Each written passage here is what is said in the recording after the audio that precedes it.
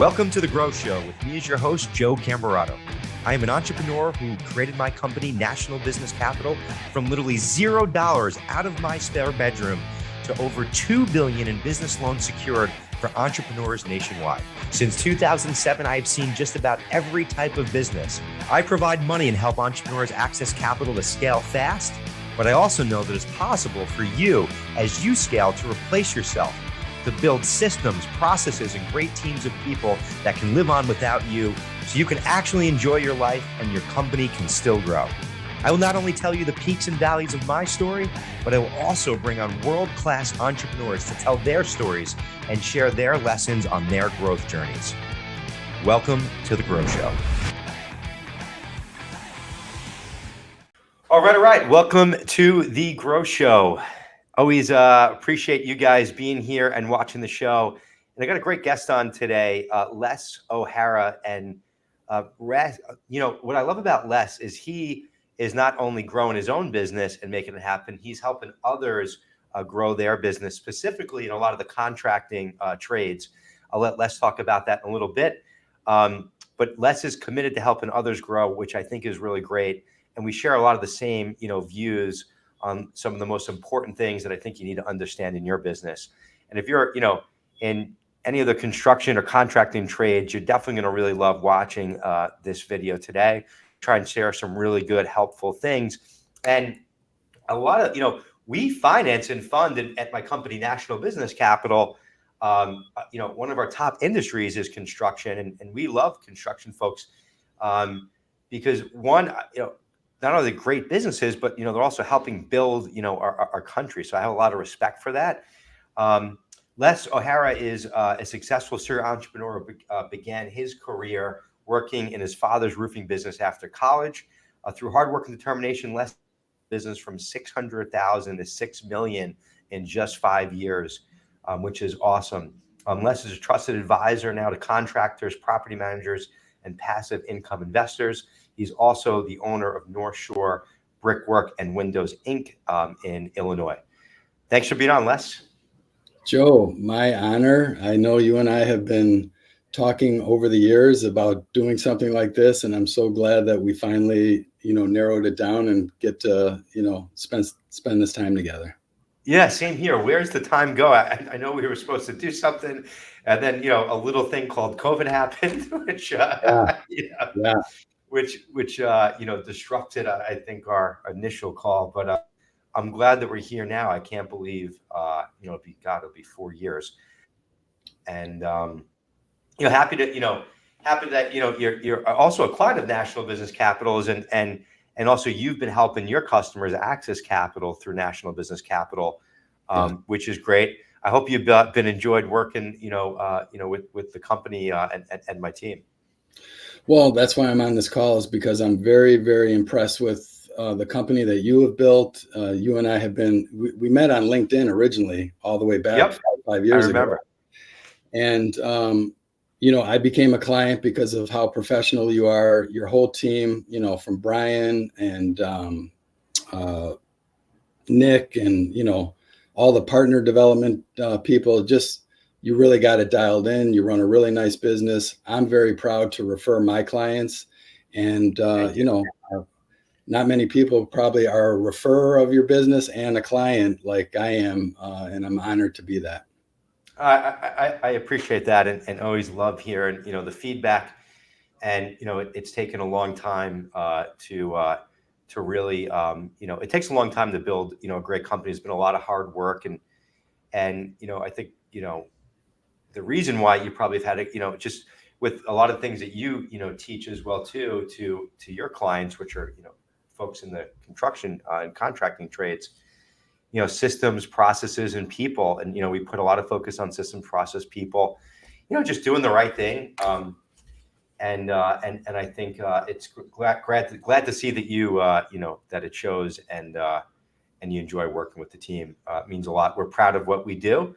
And just kind of, as I mentioned, construction folks are helping, build the country. We're helping people access capital, so, our country can, be the best and businesses can grow. And that's super important to all of us and everyone that works here. So, Absolutely. yeah, so let's talk about what you do. And because you have your business, right? Yes. Um, and then you also have your coaching and consulting business. So I guess let's talk about two companies. First off, how'd you get started in building your business, and then I'd love to hear about the coaching and consulting company and how that that all happened. So why don't you give us that story? Well, I'm a bit of a entrepreneur like you. Luckily, my dad let me into the family roofing business when I ran out of money after college. So I was a liberal arts major, so I didn't know business. I didn't come with an MBA, so I had to learn from the school of hard knocks. Made every mistake in the book, but after 35 years, I have dialed in, kind of like what you were talked about. You have people, processes, and systems. For me, the pillars were always financial, cash management, great branding, sales, and marketing, and then those systems to run things. And so that's what I've been doing for 35 years. Ended up, all of those times as running the companies, I was always, before we even knew about National Business Capital, I would need companies like you that weren't going to give me, the contractor, a bank loan like a typical bank, but especially for any of your audience that is seasonal, we're in Chicago, you are going to be sitting on your butts for 3 months. And so Yeah, if you yeah. didn't do a good job of your financial management for those first 9, you're going to be in a little bit of trouble here. So I've always had to use businesses like yours, but never have I had the professionalism and feeling like these people are taking care of me. And so we have a masonry company right here that serves Chicago and Milwaukee. We're deep 7 figures with that company. And, I, using my cash flow forecasting system, realize, hey, we're going to need some money to get us through these next 3 months. And, luckily I had you guys to call up, and you guys put a perfect loan for me together. And I have peace of mind knowing that we'll be all ready to go in spring and have the money to spring all of the new marketing campaigns and get things going until cash will start flowing again in March. So needless to say, I sold the roofing business. I sold my HVAC restoration business. I'm a serial entrepreneur. I grow these. I put my systems into them. Usually I train a mentor and mentor a GM, and then I sell them the business. And then Oh wow. I move on to the next thing. Oh, that's So great.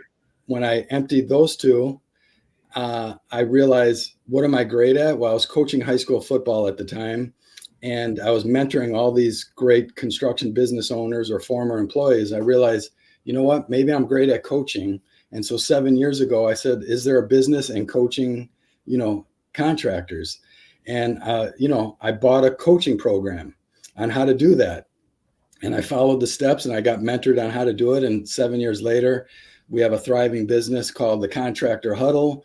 And it's a coaching business focused on the contractors that are tradespeople, remodelers, that teaches those 3 pillars: financial management, sales and marketing automation, and those simple systems and processes that you need to run it, where you're not working in the business, you're working on the business.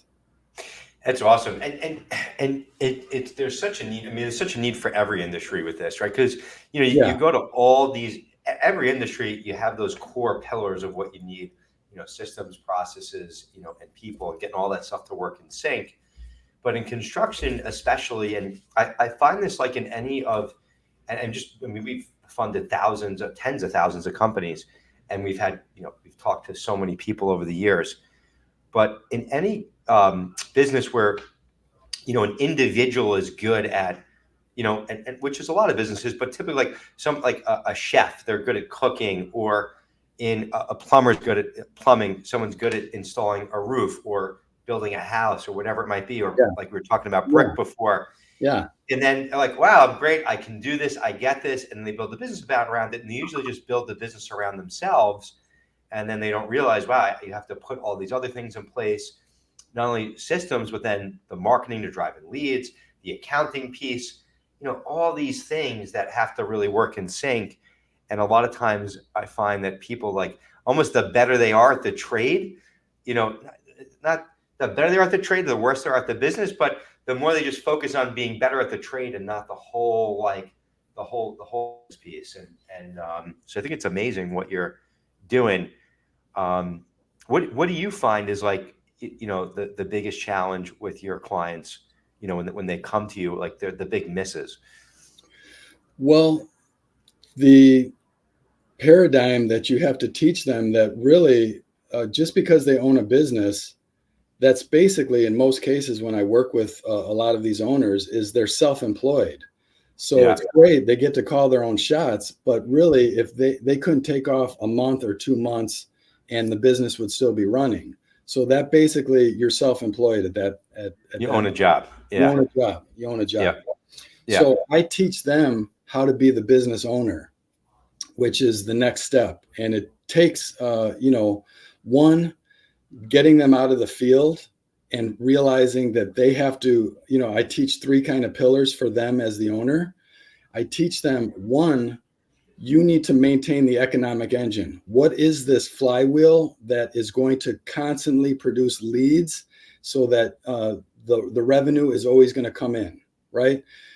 That's dial number 1. But then 2 is they need to hire A players to actually do the work and manage the office. And that's what they don't do until they get busy. Then they're scrambling. I need subs. I need employees. And then they're not even treating that almost as marketing and branding, which you need to do the same thing. Why would someone want to come work for you? Yeah. So you have to make that attractive. But then when you have those people in running your business, you have the leads coming in, then it's the third magic bullet is holding them accountable to the results. And this, as you scaled your organization, you need those key A people, and then you need to just hold them accountable. And now you are a business owner and potentially even just now an investor in businesses where you don't even work in the business anymore. You just put the money in and you're making the returns.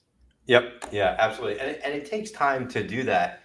And Sure. and you have to be committed to that, but it's possible, Yeah. and I think, I think there's such great opportunity in all of like the blue collar trades, in all those different trade industries, because a lot of this is not happening, so I think if you are willing to focus on this and commit to growing a better business, I think, you've got not only opportunities to grow an amazing company, but maybe also acquire companies yourself and then, do what you're doing, helping others or, becoming, own, more of an investor.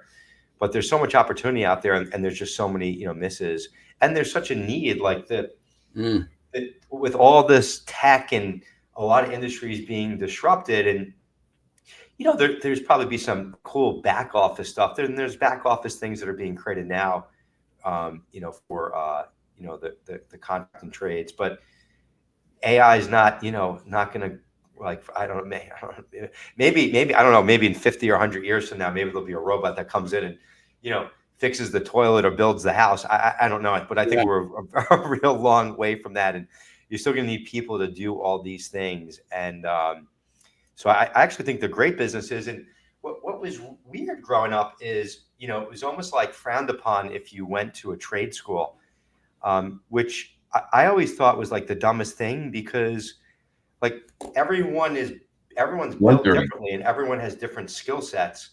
And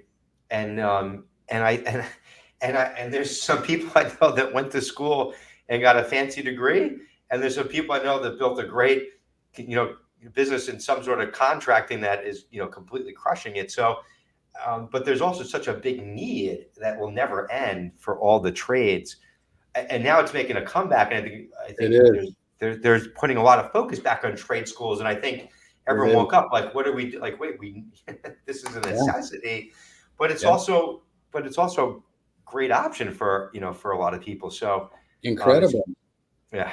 Incredible option. I think there's a renaissance of people very interested in owning trade companies here because there's such a low barrier to entry, number one. Number two, the boomers that all own these kind of companies, they're all retiring.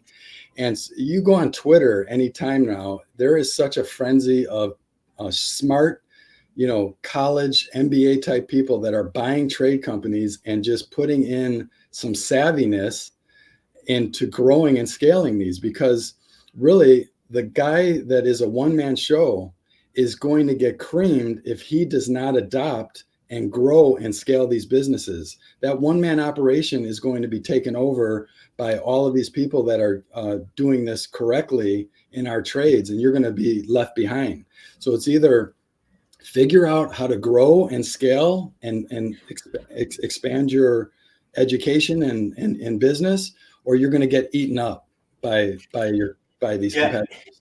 It's something I've talked about too, and I think in a lot of industries, if because of people getting smarter, savvier because of private equity, if you either have to like have a tight, small thing now, like real, like small and simple, and maybe it's built around you and you're happy with that, and that's okay. I don't knock that.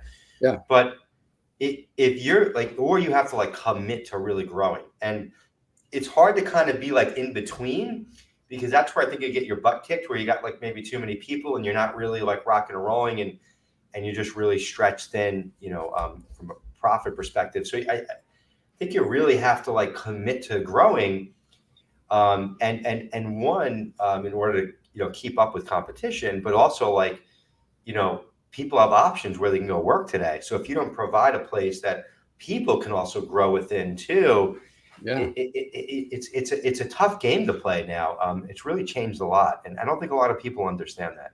Yeah, there is this zone that you can't be too small, and then there's the big boys, and then the sweet spot in the middle there, which I'm going to call this 10 to 20 million. This is probably 25% of my coaching clients are in that realm. Then you're really making some incredible money, and you're diversifying all of your profits, and you're investing into real estate and other type of more businesses. You're buying other businesses. Yeah. But what I'm seeing is two of the GMs that I mentored that bought my businesses from me, they both in this last year have exited their companies for ridiculous amounts of revenue, because the game is these private equity. If you have a great company that is making money, you can then have now an exit strategy. We never did in the contracting business in my 35 years. There was never, the exit strategy wasn't even a concept that wasn't even like talked about. No one even thought about it. Yeah. We had to sell internally. I had to do only financing and try to sell these businesses. Now these guys are on the hunt because this is a very attractive business.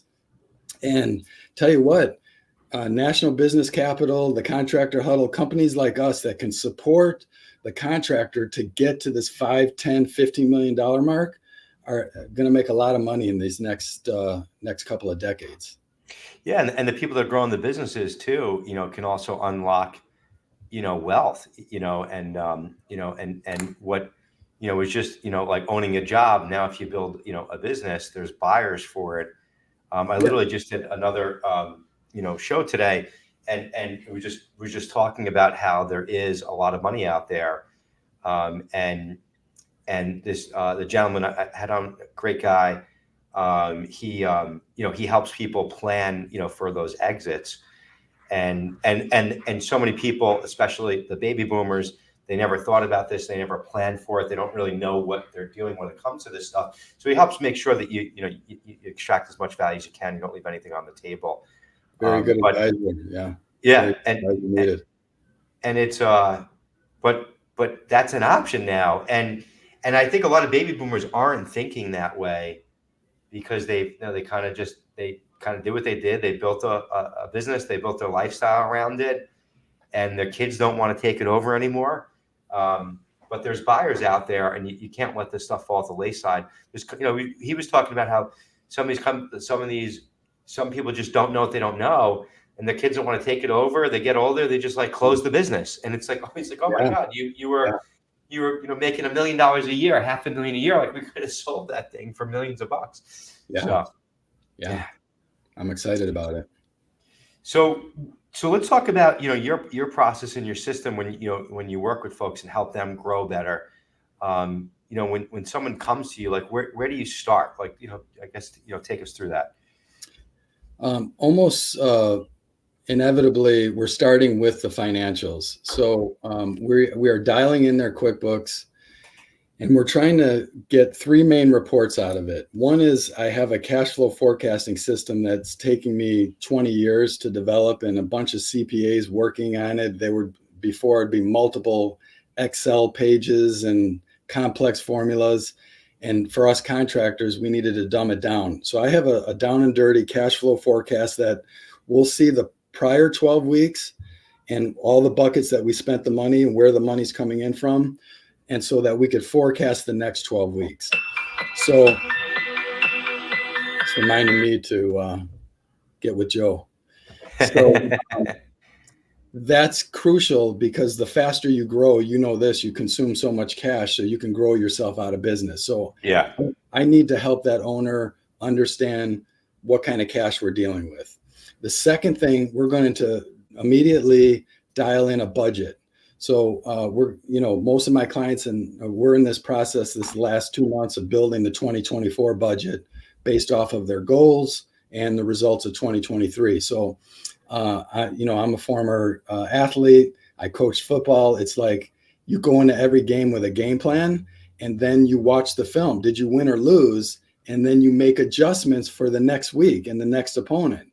So once you have that budget in, so then you're able to, every month with you and your team, watch the game film. Where did we win on offense? That's your sales. Where did we lose on defense? That's the expenses. Did we overspend on that? And then we make the plan or the adjustments for the next week so that we can get back on track for a winning season. So if you don't know your numbers, if you don't know your gross profit percentage, if you don't know your percent of marketing spend to revenue, if you don't know your labor percentage to your revenue, you're just running this business blind, and forget about it. You're never going to grow this thing. Now I get where the contractor huddle comes from. It's the former sports and the coaching. Now it all makes sense, and I love the backdrop with the plays. I get it now. And what's wild to me is so many contractors in their business aren't doing this. They're just going job to job. I mean, we see this often, especially when people come to us to request money. They don't have their financials in order. Yeah. I say it's like, steering a ship blind in the middle of the night with no navigation. I would not want to be on that ship. Yeah, it's scary. It is scary. And what's amazing is, without that, some of them have, like they're not doing bad, right? They don't know what's going on. They're dealing with some cash flow challenges, but they still have a great business. So imagine like dialing this in. And I think a lot of times too, when you don't go to school for finance or whatever, I mean, so many people, the reality is, don't really know how to read a P&L and a balance sheet, especially like the P&L is easy. It's income and expenses, but that still looks like Greek to certain people. But the balance sheet, a lot of people just don't understand. They don't understand their financials and don't know how to interpret that in them to decision making. And it's something I had to learn, and it was something I didn't know, in the beginning. So I think if you really like embrace that, it's a game changer in how you like build your company. Well, just to tag on that, it's exactly what you said. How could you make wise decisions in your business if you don't know the financial ramifications of them prior? So what we really teach is let the numbers dictate your strategic moves that you're going to make instead of your gut instinct. That's where us contractors could get, a little bit over our head, is just trusting our gut versus the numbers. And once you get mentored on the numbers for over a couple of months, you'll pick it up pretty darn easy. It's really not all that difficult. It just, just like someone probably showed you how to, install Lay your a brick. first roof, right? Yeah, Like, yeah, exactly. I mean, if assuming your dad showed you that, if your dad never showed you that, right, like you wouldn't know how to do it, right? So, yeah, it's awesome. So something too. Question is like, what can an executive assistant, bring to your business, your personal life, and your sanity? Is that something that you work with folks on? Because I don't know what I would do without my assistant, Kate, by the way. Total game changer. So what I realized is I was coaching contractors to do X. You need to do this in your business. You need to do this in your business. You need to do this in your business. And then I'd meet with them the next week. Did you get this done? Nope. Did I get this done? No. They're terrible with time management. And, you have all these fires coming at you. So finally I got so frustrated. I'm like, because I'm a serial entrepreneur and I was using VAs to run all of my businesses. So for example, I hope none of my masonry clients know this, but my chief of staff who runs the masonry business lives in Idaho. The person that runs, it's okay. Yeah. The person that runs my coaching and our CRM lives in Ohio. And there's, in this day and age, you don't need to have offices. You need to have skill sets of people. So correct. I was already running my businesses like this. So being the serial entrepreneur I am, I'm like, I'm just going to make a business of this. We call them QBVA. And so we train these, and they're usually moms that have been in the business world, but now they just want like 20 hours, 25 hours a week. And that's really what maybe some contractors need, or we even teach them, get two. If you needed a full-time person, let's get two in there in case one doesn't work. You got the fallback position of one person. That makes sense. Yeah. So now we train them to do all of these key items. So we train them to do the QuickBooks and the cash flow forecasting and the reporting so that could get done. There's no excuses. We teach them how to do all the social media posting, work in our sales and marketing automation platform to do all of those nudges to customers and SMS texts and emails. And then we teach them the the systems and the processes so that they could run the contractor's business from them, from Idaho. Wow. Yeah. And that's what you need. Half of it's just like scheduling, moving things along. Yeah. And then obviously all the like vendor payments and then money collection. That's really everything. It's like a scheduling business and accounting. It really like a great construction business is probably more scheduling and accounting, than like if you doing the actual work. Let me piggyback that on you because I'm probably going to lose a lot of people with this comment. But so 35 years in the trades. My dad was a former police lieutenant in Chicago, but he never did a roof in his life. Okay. I never did a roof in my life other than one time I went out there to show the guys I could tear off with them better than them because I wasn't happy with the production and got my ass kicked. I still remember that day to this day, but I never put on a roof. I own a masonry company. I never have laid a brick. Okay. So these businesses are what you said. It's the messaging, the branding, it's the accounting, it's the scheduling. You could have 100% subcontractors that do the work. These are the guys that have been doing it since they're 15 and their uncle knows how to do it. They're little business guys. They need someone like us that could give them the work. If you're that guy, then you should be going to work for, someone like me that can build the business and you have a nice security. So exactly what you said, our businesses in the trades are really systems businesses. You have to think of that. And if you build the systems and the structures, you don't need the technical knowledge. Yeah, you don't. Yeah. And a good buddy of mine, who I mentioned to you, built a great brick business. He's not laying the bricks anymore, and he's doing more bricks, more brick, jobs than he's ever done. Right. So, and I think that's like any successful business. And I think that's like where the shift has to happen because if you're doing it and doing it and doing it, you own a job. But once you realize like, hey, I don't, and there's a control thing to it. There's an ego thing to it. There's a, this is the way I always did it thing to it.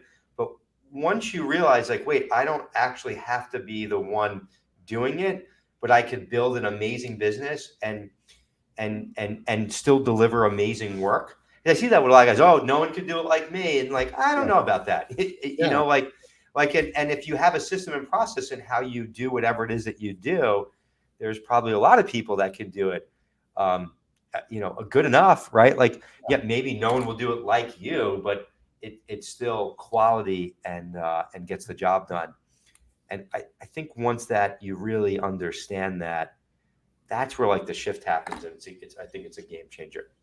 Yeah. So you as a savvy investor, if I gave you two businesses to invest in, my masonry business, of which me, the owner, only works in it 10 hours a week, and everything else, the systems run it, or I'm the masonry company that's doing the same volume, but I'm the head salesman. I go out and I check the jobs on the production.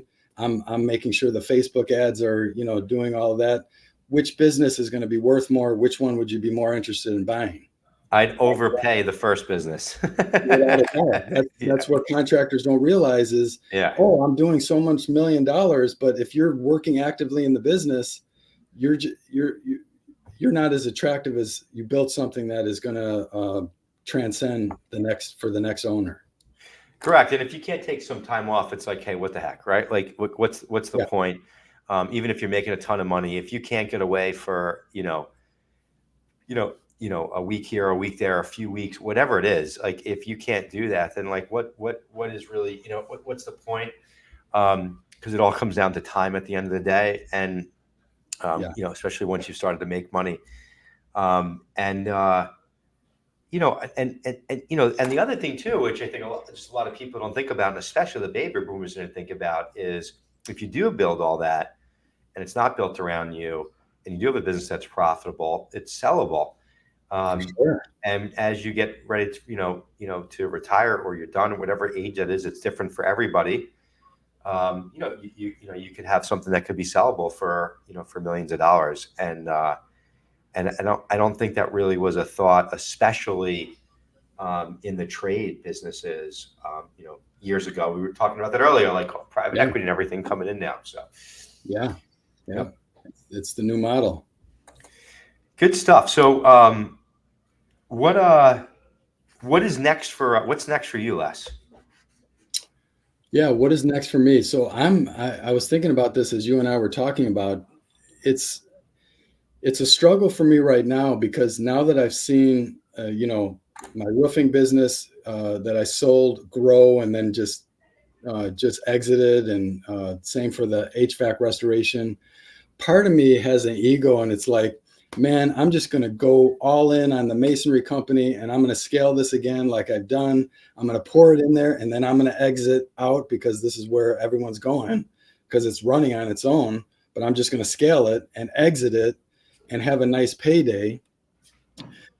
I have that ability, but I'm 55 years old. So the other thing is, I'm doing this coaching and I'm building this platform for contractors. And sometimes I get chills when I'm working with someone and the aha clicks with them, or I know I'm making a difference. And it's like, you know, at the end of the day, I'd rather make a difference for a whole lot more people and their families. I can make a bigger impact through the contractor huddle than I can through scaling a masonry business and exiting. So I'm struggling with that. I'm really enjoying this. This is why I'm on podcasts with you and just telling the message of the contractor huddle to the right guy or girl that is running this business that needs to hear it, that we have this great ecosystem of VAs, of software, of coaching that they could rely on to help them get this new trajectory for their business, so that they're now a business owner, not self-employed. That's good stuff. I love it. Really love and appreciate everything you're doing, and you know, you're committed to continue to grow yourself, but also helping others grow. And obviously, as you know, I love anything around you know, growth and helping others grow. So really cool stuff. What's one growth tip that you would share with folks watching the show today as we wrap up here? Well, it really comes down to in my mind, I'm teaching people right now scaling your sales and marketing automations. So many in the trades, they're getting leads, but they're not following them up to all in all of the different stages of that customer journey that we call it. So from that new lead, how fast are you getting them to a booked estimate and all of the automation? So we teach them, you need to have SMS text going out, emails, educational pieces about your company. And then when they move to the next stage where they're scheduled, reminders of the appointments, then you actually did the estimate, you sent the proposal. No one's following up the proposals. They're just sending them. They're just sending them via email. And then the customer that actually you did win the job, you're not following up for reviews and you're not following up for referrals. So if you want to grow, all you need to do is dial in your sales and marketing automations and have that automated. A lot of our stuff, we do it with AI. So you don't have to write all this stuff. It kind of writes itself for you. You build it. Once you build it, you're done. All you got to do is just feed leads into the top of the system. That's awesome. And I think the reality is you built it. And I think I couldn't agree more. I mean, I've had to build all this stuff in my own business. And if we didn't have the automation, the follow-up, we would do so much less business. And you know, it's relentless to build that stuff. Like you really have to, you know, take the time to build it, and it's not easy. And if you don't really get tech, you know, it's that much harder. So I think it's amazing that you built it. I think, you know, my whole thing, I mean, for what we did, you know, when I created my company, there was nothing like it. So I had to build everything out. Right. But if there was something built like you built, I would be buying that and using it and save myself a lot of time, money, and aggravation. So, but really, really great advice. The follow-up is so key and important. Utilizing assistants. They don't need to be in your office. You don't have to even have a brick and mortar anymore. It's a game changer. I really couldn't agree more with a lot of the things that you said today. Really appreciate and respect everything that you're doing. How do folks find you, Les? What's the easiest way for them to get a hold of you and explore more? Easiest way is my main site, lesohara.com. That'll give you links to everything, to my masonry business, to my LinkedIn profile, to the Contractor Huddle, to the Build 12 software, to the QBVAs. That's a great way to start. And just Google the Contractor Huddle too. Join our Facebook group. We got a great group of 1,000 contractors plus in there, giving tips, giving great advice. And just reach out to me in any form or fashion. Good stuff. Awesome. Well, keep doing what you're doing, keep growing, and keep helping others grow. It's really awesome what you built, and much respect to what you're doing. Thanks, Joe. You got it. Thanks for being on the show.